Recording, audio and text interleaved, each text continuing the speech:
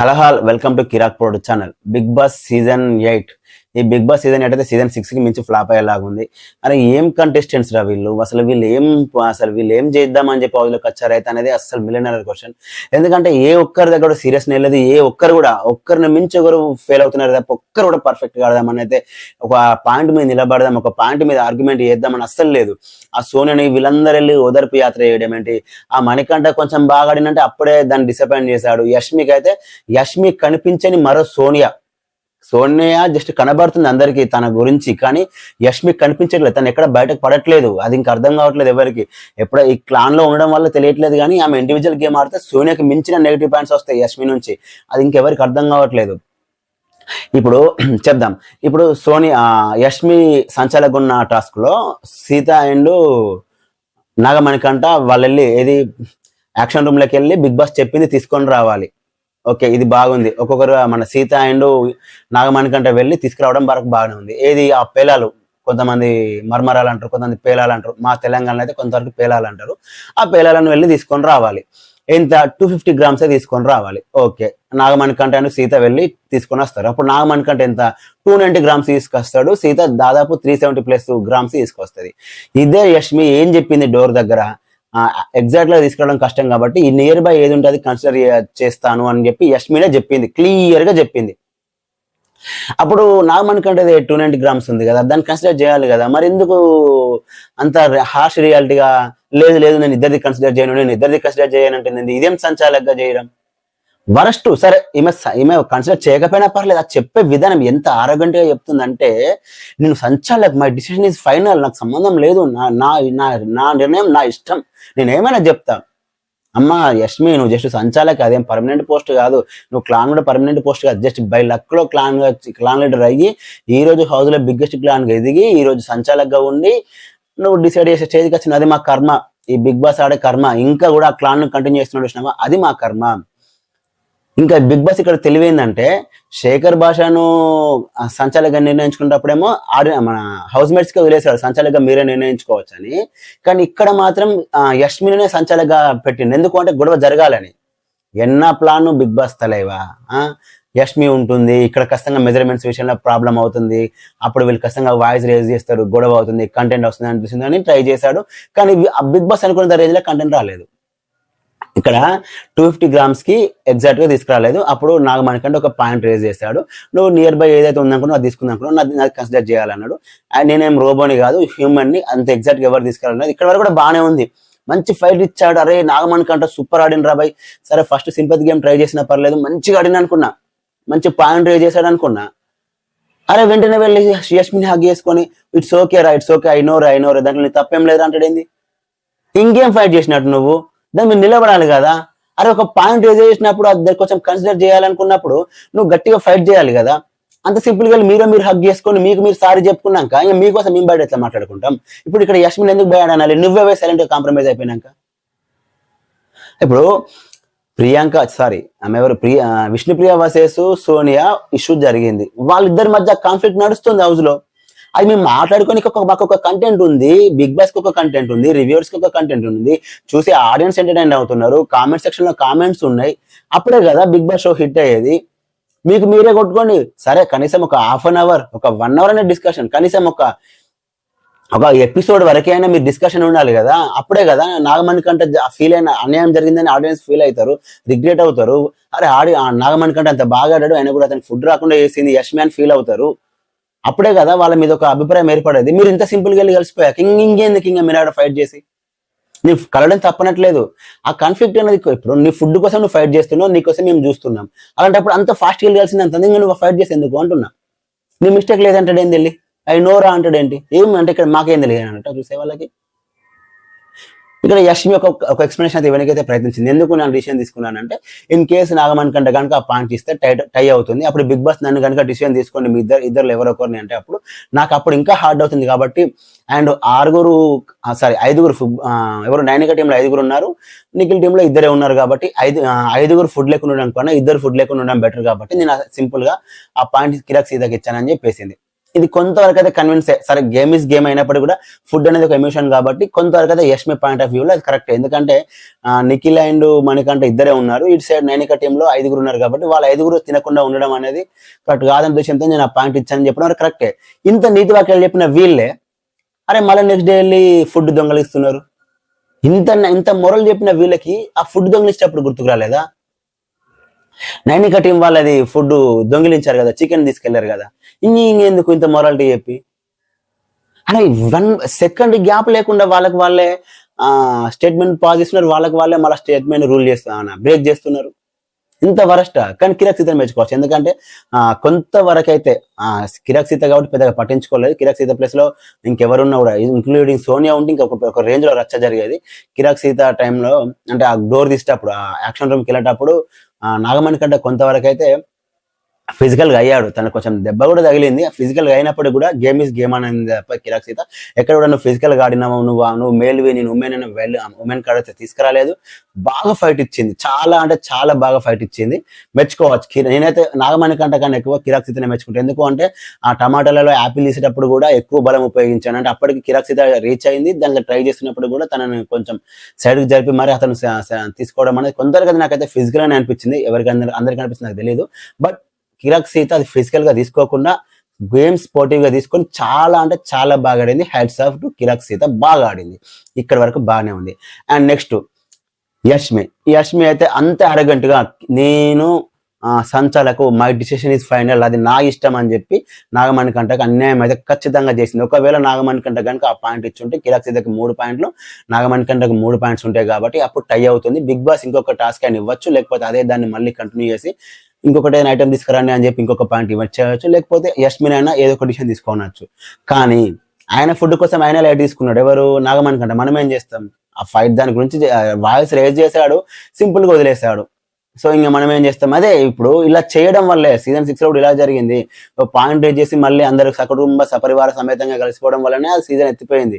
ఇప్పుడు వీళ్ళు అంత పాయింట్ రేజ్ చేస్తున్నారు, మళ్ళీ వీళ్ళకి హగ్గులు తీసుకొని వీళ్ళే ఏడ్చుకుంటూ వీళ్ళకి కన్సల్ట్ చేసుకున్నాక ఇంకా ఆడియన్స్ ఎందుకు మీకోసం ఫైట్ చేయాలని నా పాయింట్. నాగమణి కంటే అన్యాయం జరిగినప్పుడు అన్యాయం జరిగినట్టే మాట్లాడాలి, అన్యాయం జరిగినట్టే పోర్ట్రేట్ చేయాలి. నువ్వు అదేం చేయకుండా ఆమె కన్సల్ట్ చేసుకున్నాక నీకోసం మేమెందుకు మాట్లాడతాం? నీ ఫుడ్ కోసం నువ్వే కేర్లెస్ ఉన్నాక.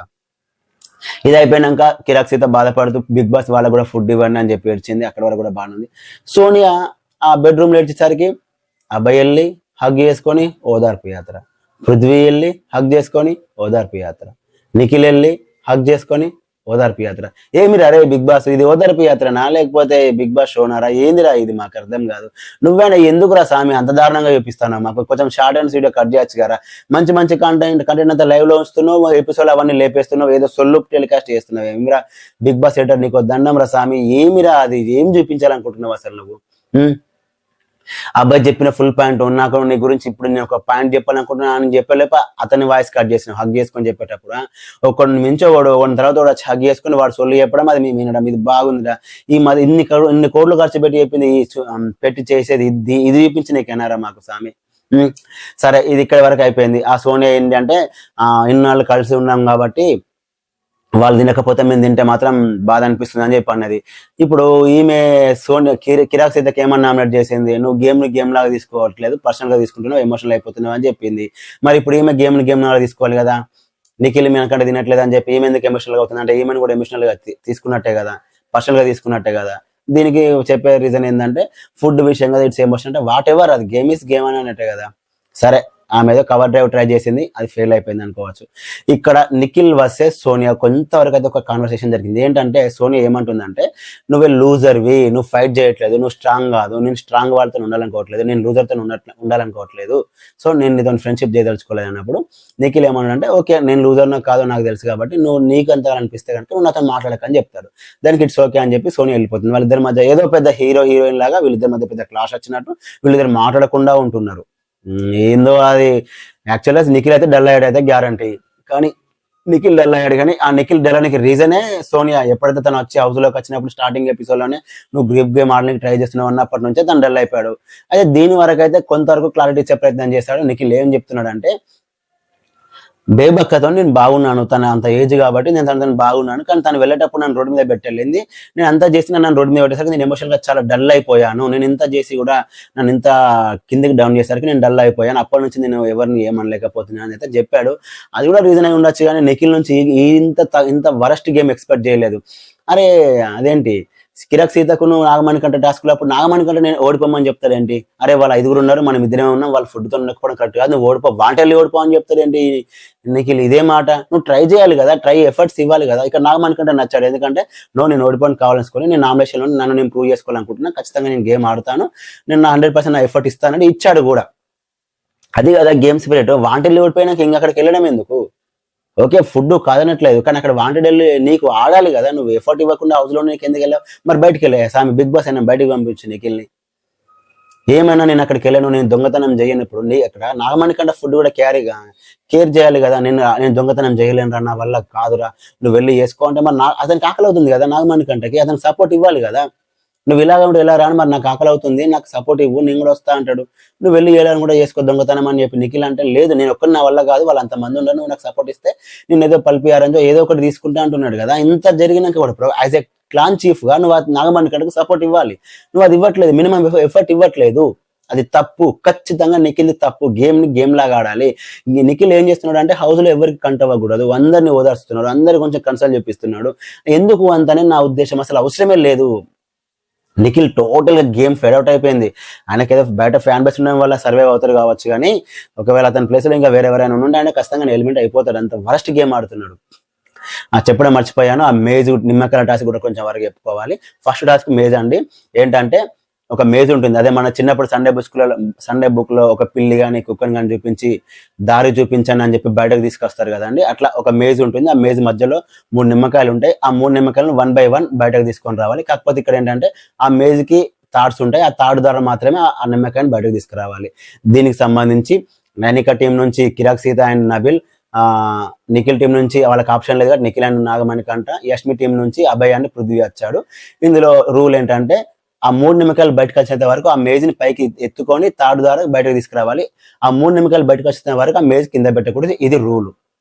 అయితే వీళ్ళు చాలా మంది ఆ నిమ్మకాయని బయటకు వచ్చే టైంలో ఆ మేజ్ అనేది అక్కడక్కడ కింద టచ్ అవుతుంది తప్ప కింద పెట్టరు.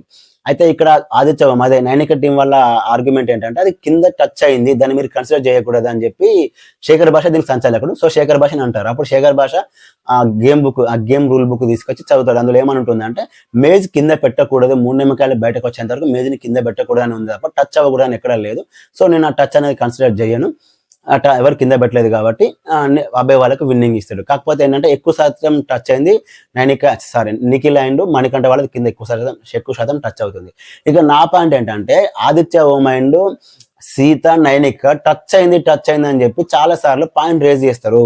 వీళ్ళంతా పాయింట్ రేజ్ చేసినప్పుడు దానికి శేఖర్ భాష కూడా స్టార్టింగ్ లో టచ్ అయితే నేను డిస్క్వాలిఫై ఇస్తా అని చెప్పి గేమ్ స్టార్ట్ అవ్వక ముందే చెప్తాడు.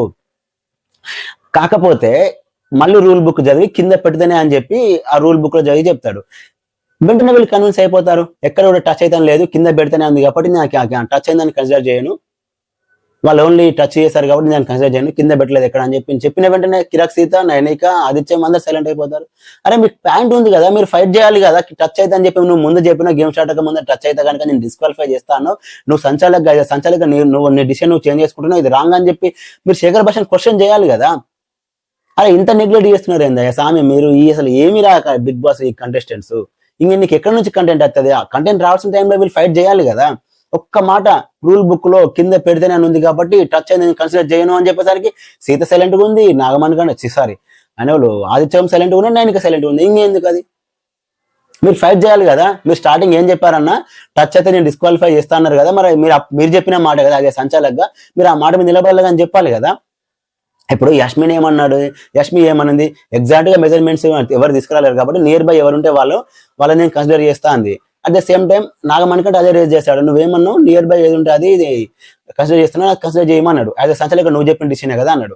సేమ్ ఇక్కడ కూడా శేఖర్ భాష గేమ్ స్టార్ట్ అయ్యే ముందు టచ్ అయితే నేను డిస్క్వాలిఫై చేస్తా అన్నాడు, తర్వాత రూల్ బుక్ తీసుకొచ్చి కింద పెడితేనే అని చెప్పి అన్నాడు. రెండు స్టేట్మెంట్స్ శేఖర్ భాష ఇచ్చినప్పుడు అప్పుడు వీళ్ళు క్వశ్చన్ రేజ్ చేయాలి కదా. నైనిక టీం వాళ్ళు ఎందుకు సైలెంట్ గా ఉన్నారు? చెప్తున్నా కదండి, ఖచ్చితంగా ఈ సీజన్ ఫ్లాప్. డిజాస్టర్ అయితే చూడండి, ఖచ్చితంగా సీజన్ 6 కి మించి ఫ్లాప్ అవుతుంది. ఎందుకంటే వీళ్ళ కొట్టుకోవడం, వీళ్ళే మళ్ళీ స్టేట్మెంట్లు పాస్ చేయడం, వీళ్ళ కన్సోల్ చూసుకోవడం. ఎప్పుడైనా సరే ఏ సీజన్లో అయినా సరే ఒక ఇష్యూ జరిగితే దాన్ని మినిమం 1 ఎపిసోడ్ క్యారీ చేస్తేనే ఆడియన్స్ ఎమోషనల్ కనెక్ట్ అవుతారు. అదే ఆ సీజన్ 7 లో అలాగే జరిగింది. వాళ్ళు కొంతవరకు క్యారీ చేస్తారు. ఇంత దరిద్రంగా వెళ్ళి వెంటనే హక్ చేసుకొని ఇలా చేయలేదు సీజన్ 7 లో. సీజన్ 6 లో ఇలా చేశారు, అది ఫ్లాప్ అయింది. ఇది అంత మించి ఫ్లాప్ అయ్యే అవకాశాలు ఎంతైనా ఉన్నాయి. Worst season, worst reasons. Bigg Boss content కూడా పెద్దగా చూపించట్లేదు. లైవ్ లో ఒక కంటెంట్ ఉంటుంది, బయట ఒక కంటెంట్, ఎపిసోడ్ లో ఒక కంటెంట్ ఉంటుంది. సంబంధం లేకుండా కట్ చేస్తున్నాడు, కొన్ని దాస్తున్నాడు, కొన్ని అవసరం లేని చూపిస్తున్నాడు. నెగిటివిటీ కొంతమంది కంటెస్టెంట్స్ కి నెగిటివిటీ దాస్తున్నాడు, కొన్ని చూపిస్తున్నాడు. ఇదేం బిగ్ బాస్ షోనో, ఇది ఎందుకు ఇంత వరస్ట్ గా ఉందో అర్థం కావట్లేదు. మళ్ళీ చెప్తున్నా, నా స్మాల్ సజెషన్, మీ పని వదిలేసుకొని ఈ షో చూడాల్సిన అవసరం లేదు. అంత కంటెంట్ ఇందులో ఏమీ లేదు. Worst season. మీకు ఖాళీగా ఉండి మీరు ఫ్రీ టైం దొరికితే చూడండి తప్ప వెళ్ళి మీ పని వరకు అయితే చూసేంత సీజన్ అంటే అస్సలు కాదు. 24/7 అనేది సచ్చినా చూడకండి, అది వరస్ట్ గా ఉంది. ఓకే, దట్స్ ఆల్ అండి. అంత ఏమీ లేదు పెద్ద ఎపిసోడ్ కూడా. ఈ వీడియోని లైక్ చేయండి, అలాగే మన ఛానల్ సబ్స్క్రైబ్ చేసుకోండి. Thanks for watching.